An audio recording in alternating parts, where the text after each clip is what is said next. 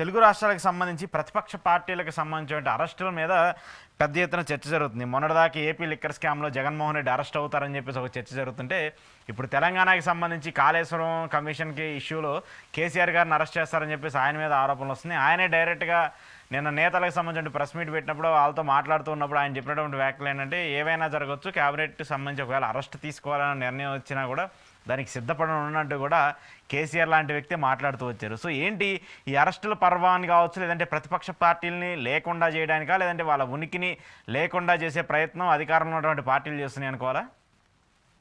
దురదృష్టకర రాజకీయం ఇది. అంటే కాళేశ్వరంలో ఏం జరిగింది ఏం జరగలేదు విచారణ కమిటీ ఏమో వాళ్ళని బాధ్యులు చేసింది. హరీష్ రావు గారిని, కేసీఆర్ గారిని, వీళ్ళందరినీ. కేసీఆర్ గారి పేరుంది, ఆ రోజున ఐఏఎస్ ఆఫీసర్ స్మితా సబర్వాల్ గారి పేరుంది. కట్టి తప్పు చేస్తుంటే తగిన ఆధారాలు ఉంటే ఎవరైనా యాక్షన్ తీసుకోవాల్సింది, అరెస్ట్ కావాల్సింది, జైలుకి వెళ్లాల్సింది. మాజీ ముఖ్యమంత్రి కాబట్టి లేదా ప్రతిపక్షం కాబట్టి కాదు. మాకు అవకాశం వచ్చింది, ప్రతిపక్షంలో ఉన్నారు కాబట్టి మేము ఏదన్నా కొన్ని రోజులు లోపలేసి లేదా విచారణ పేరుతో చేస్తామనే పద్ధతి మాత్రం కరెక్ట్ కాదు. బట్ తప్పు చేస్తుంటే మాజీ ముఖ్యమంత్రి కాబట్టి ప్రతిపక్షంలో ఉన్నారు కాబట్టి అనేది వైలేట్ చేయాల్సిన అవసరం లేదు, యాక్షన్ తీసుకోవాల్సిందే. తప్ప విచారణ సంస్థ వాళ్ళు ఇచ్చే ఆధారాలు విచారణ బట్టి చేయాలి. అయితే ఇప్పుడు కమిషన్ మాత్రం ఇచ్చింది, ఇది ఎఫ్ఐఆర్ కాదు. ఈ కమిషన్ ఇచ్చిన దాన్ని ఇంకో వాళ్ళు సిఐడికో ఎవరికి అప్పగిచ్చారనుకోండి, అప్పుడు వాళ్ళు స్టార్ట్ చేస్తారు దీంట్లో ఉండేవాళ్ళు. కాకపోతే ఆంధ్రప్రదేశ్లో కానీ భారతదేశం తెలంగాణలో ప్రజలు ఒక నెగిటివ్ ధోరణితో చూస్తున్నారు. ఎందుకు? రెండు కారణాలు. ఎవరు ప్రతిపక్షంలో ఉంటే వాళ్ళు అరెస్ట్ అవుతున్నారు, కేసులు అవుతున్నాయి.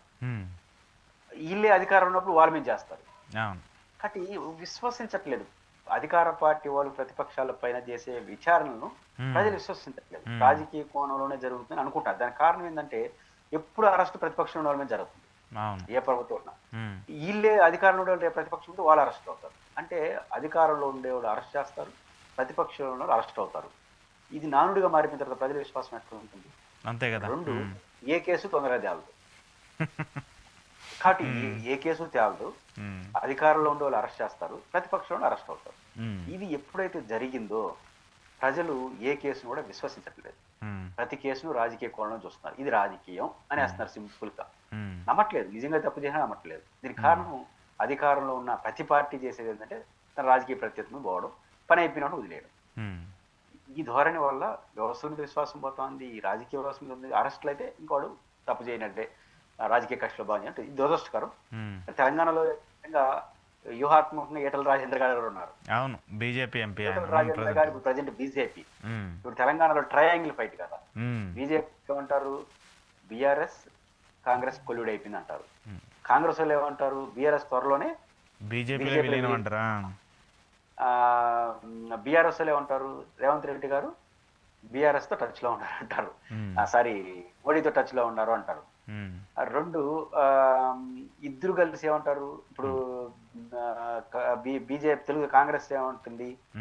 మీ ఈటల రాజేంద్ర ఉన్నారు కాబట్టి దెప్పి పొడుస్తుంటారు. బీఆర్ఎస్ రేపు ఈటల రాజేంద్రని నోటీస్ ఇవ్వకుండా అరెస్ట్ చేయడం అనుకో, బీజేపీకి భయపడి ఈటల రాజేంద్ర మమ్మల్ని పట్టుకున్నారు అంటారు. కాబట్టి తెలంగాణలో మూడు పార్టీల మధ్య గొడవలు కొత్త సమస్యలు దారితీస్తోంది. ఈ ఎఫ్ఐఆర్ కూడా, ఈ ఏదైతే విచారణ కమిషన్ కూడా ఈ మూడు రాజకీయ పార్టీలు ట్రయాంగిల్ ఫైట్స్ ని మరింత రసవత్తరంగా తీసుకెళ్లే అవకాశం ఉంటుంది. ఓకే ఓకే ఓకే, చూద్దాం మరి దీనికి సంబంధించి కేవలం ఆరోపణలుగానే మిగిలిపోద్దా, ఇది నిజంగా జరుగుద్దా ఏంటి?